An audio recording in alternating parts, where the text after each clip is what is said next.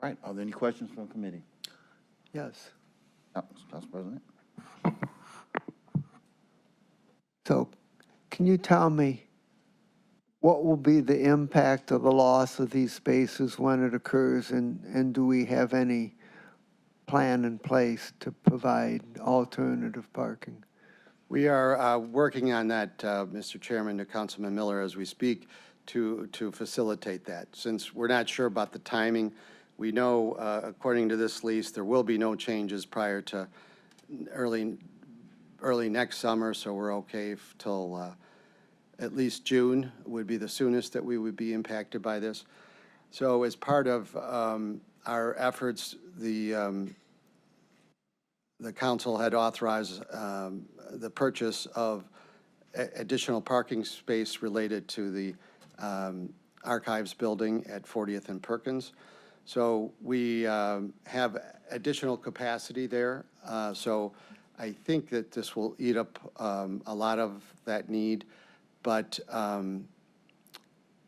we will be looking to add some additional spaces.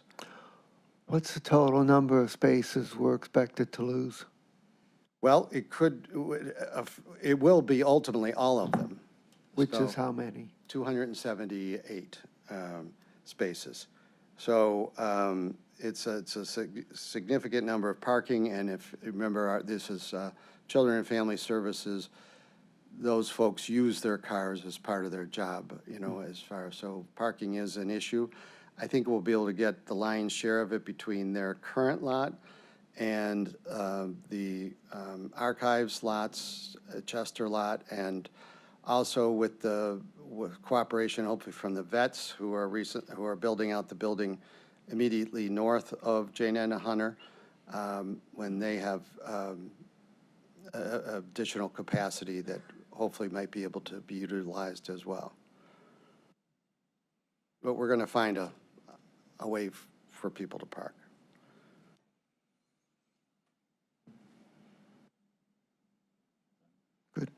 Mr. Chairman. That you're going to look to find a way, do you have a timetable, internal timetable for? Well, we won't have any changes, Mr. Chairman, until, as I said, next June would be the soonest. So we haven't been notified yet we've been notified that the current leases are terminated. So they or us have the ability to cancel any portion of this lease with 60 days' notice. So we will be putting together contingency plans. As I said, I don't have the exact number of spaces in my head as far as the Chester and Perkins lots and the Vets lots, but it's pretty close to that number. So we'll be working with some of the additional property owners in the Midtown neighborhood there too. The Children's Museum next door has always worked with us in the past, so we've reached out to them, and we'll find out what their availability is to meet any additional capacity needs of ours. Councilman Castleberry. Thank you, Mr. Chairman. Thank you for being here today. Well, quick question, with the anticipation of possibly, let's just call it next June, did you say it could be phased out, the parking, or is it just going to be all 278 spots at one time? Well, we don't know, Mr. Chairman and Councilman Castleberry, but we're hoping that as they're still working on their construction plans. Mm-hmm. So we don't know what their laydown area or their, you know, what they're going to actually need to be excavating and how much, if any, extra space. So we're hoping that we'll still be able to hold on to a number of these, but it would be just a guess on my part right now until we see the plans, what the impact will be on it. It could be the entire thing, but we're hoping that it will be over time that the number starts diminishing. Thank you. I understand that, and like I said, even if they all go away, sounds like you have a good contingency plan in place, so yes, I'm confident about that, so thank you. Any further questions? If not, we will entertain a motion. So moved. And is this just to go to the full council, or do we need Do suspension? you have any? it would be better to clean this up sooner. I know we've been negotiating with these folks for quite some time, back and forth, to try and come up with language and try and understand their plans better. Since they aren't entirely clear, we felt a need just to come before you. So I would ask for your consideration to have second reading suspension. Okay. Make a motion for second reading suspension. Second. Thank you. And you also mentioned the amendment change. I think your staff had some technical recommendations. Ms. Richardson, I believe, has some additional language she'd like to add. It doesn't change the dollar amount or the term or any of the salient facts, I believe, I don't want to speak for her, but some of the history into the amendment. What was it specifically? Was it, I'm trying to remember, was it a name of a vendor?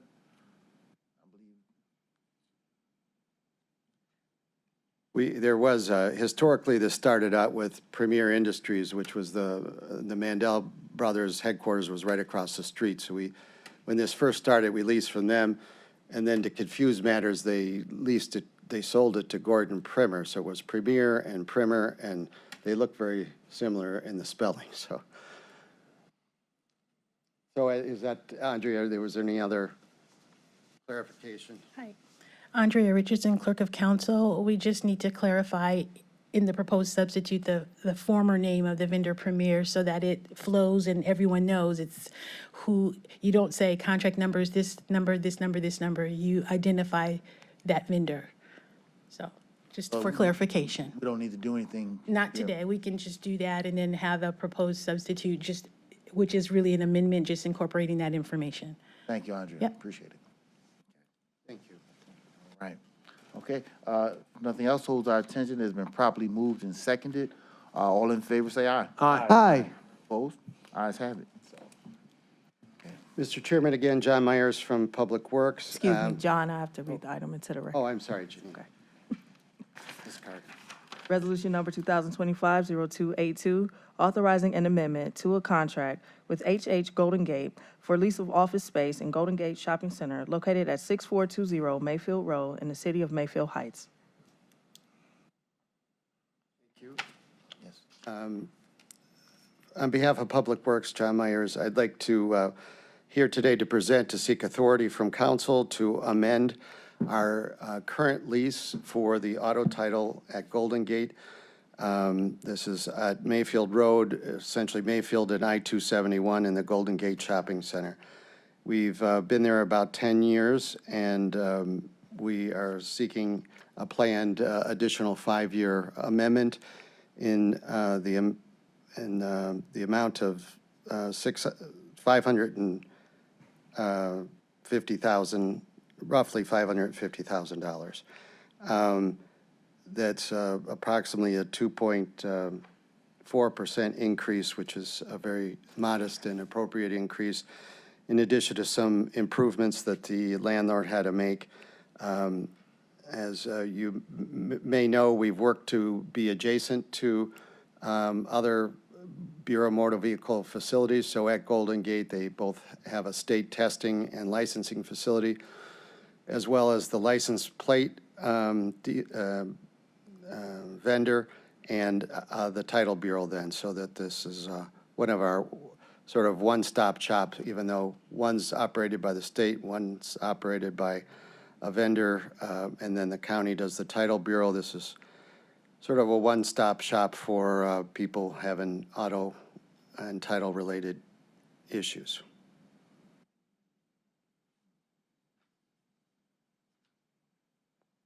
This is for an additional 5-year period through December 31st, 2030. Mr. Chairman, Councilman? thank you. Is this a under suspension thing too, or no? No, this one we have time. It doesn't expire till the end of the year. Thank you. Thank you, Mr. Chairman. Finish your presentation? Yes, that's just the top and bottom of it. I'm happy to answer any questions.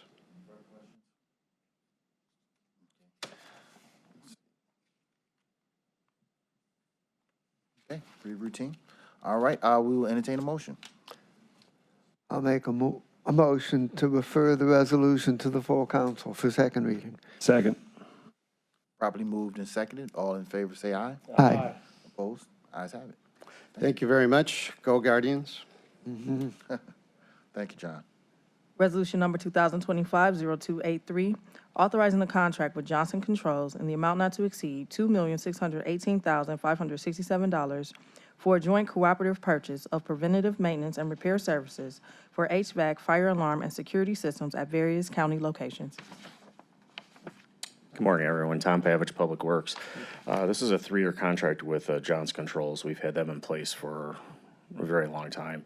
They provide the automation system that controls the preventive maintenance and repairs of those systems at 7 county buildings, primarily focused around the Justice Center complex. So it's Courthouse Square, Old Courthouse, Justice Center complex, the old Cleveland Police Building, Juvenile Justice Center, the Animal Shelter, and we just added to this new contract the William Patrick Day Building, so we added 1 new building to it. It's a 3-year not-to-exceed contract for the $2,618,567. Of that cost, we added $225,000 of as-needed contingency, so if there's significant repairs, we would just pull from that contingency. The procurement platform is a county-approved joint cooperative Sourcewell, so it's an approved cooperative that government entities can piggyback off of. Those contracts are typically bid out and are negotiated. This specific one was bid out competitively by Sourcewell through an RFP process. So they're the awarded vendor through Sourcewell. All the systems in these 7 buildings are Johnson Controls systems. So they're factory authorized dealer and repairs and certified to work on those systems. So glad to answer any questions. All right, any questions from committee? I have a question. Yes. So do I. Thank you. So,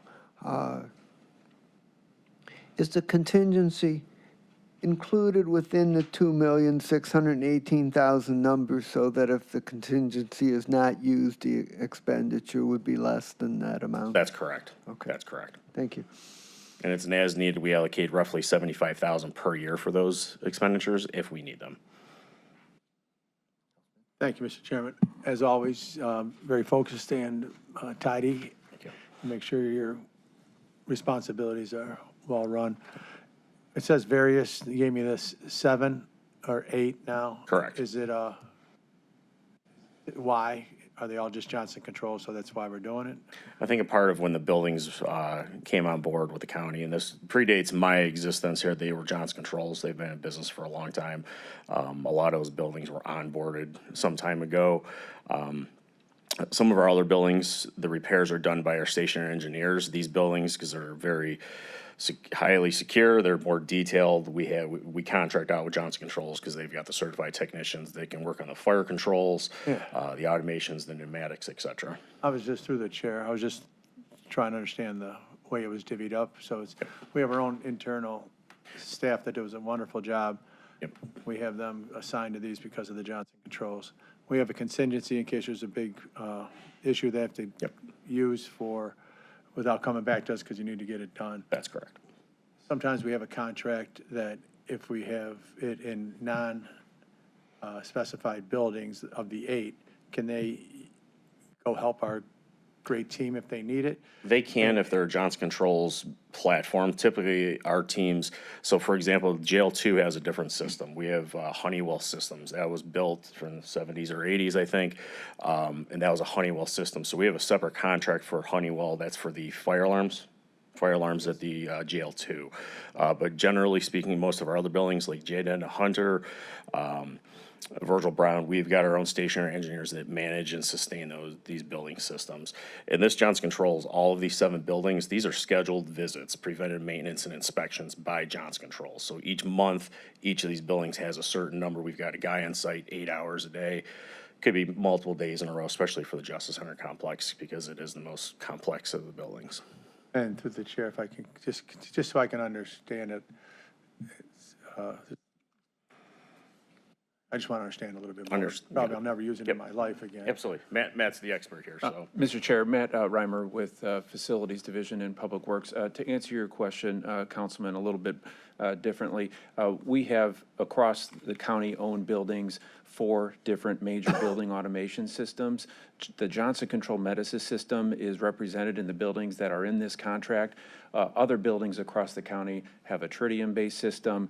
We have a Siemens-based system at the medical examiner, and we have Delta Controls system in a couple of other buildings. So this contractor is representative of the buildings where Johnson Controls has their Medisys platform in those buildings. And so we have different means through our stationary engineers and our electricians to manage the buildings that have other control systems, yes. And through the chair, that clears it up for me, because each one has their own separate contract, each one has their own contingency, and if something happens, each one can draw it down before coming to council because it's an emergency.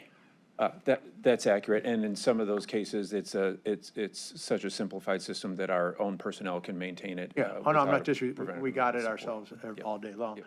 And through the chair, my only thought was Johnson Controls, they're experts in this field, not just their own stuff. They can fix all the other stuff, but we don't have it broken down that way. That's correct. That's correct. We would typically seek them through other contractual means that would present themselves at Board of Control or Council outside of this contract if we needed to go that way with I'm their just, services. now I'm understanding, I just had to get it all, and thank you for your patience with me and your explanation. Thank you, Mr. Chairman. How long have we been contracting with Johnson? What did the previous contracts look like? Predates my time too, Mr. Chairman, but ever since the 2011 Energy Savings Performance Contract that performed 2 different contracts with Johnson Controls and Brewer Garrett that brought the current control systems to the majority of county buildings. At that time, Johnson Controls installed Medisys system in these buildings, and in many of the HHS buildings were represented by the Brewer Garrett Tritium system. So since about the 2011 timeframe, we've had some form of monitoring and verification and preventative maintenance contracting work with Johnson Controls and related vendors. Quite a while. How has this contract changed over the years? Has it grown? Has it stayed? We have reshaped it primarily to add additional fire services because Johnson Controls bought out Simplex systems. So now a lot of our fire control systems are now within the Johnson Control umbrella. And we have gone through a couple different efforts of how we procure it. You know, we have to have Johnson Controls for these buildings, so how do we get the best price?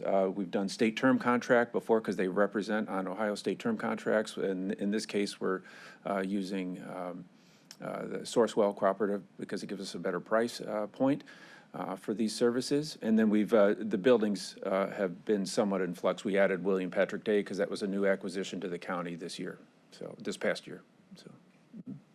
Mr. Chairman. About our new building for the Board of Control, for our Board of Elections. That, So the new Board of Elections facility, being a leased facility, is outside of our maintenance responsibilities. But I don't know what that landlord runs. I apologize. Okay. Sorry, thank you, Mr. Chairman. Quick question. So you said all of the systems are about the same age then in the buildings, the Johnson Control systems? Through a wide swath of county facilities, yes, Councilman, yes. Okay, thank you. And one other thing, with this preventative maintenance contract, is the equipment included? If they come in, there's a bad device, bad pull station, smoke detector, things like that, that's all included in this price? It is, and it is accounted, well, that typically comes in with our contingency, I believe, right, the materials. So if there's a bad sensor on a HVAC piece of equipment, getting that replaced, the material costs would come off of our contingency that's within the contract, but the labor hours to perform the visits and identify that are what is the core base of the contract. Thank you. any further questions? If not, we will entertain a motion. So moved. Second. Properly moved and seconded for typical 3 readings. All in favor, say aye. Aye. Aye. Opposed? Ayes have it. Thank you. All right, thank you, guys. All right, is there any miscellaneous business? If not, if nothing else holds our attention, our meeting is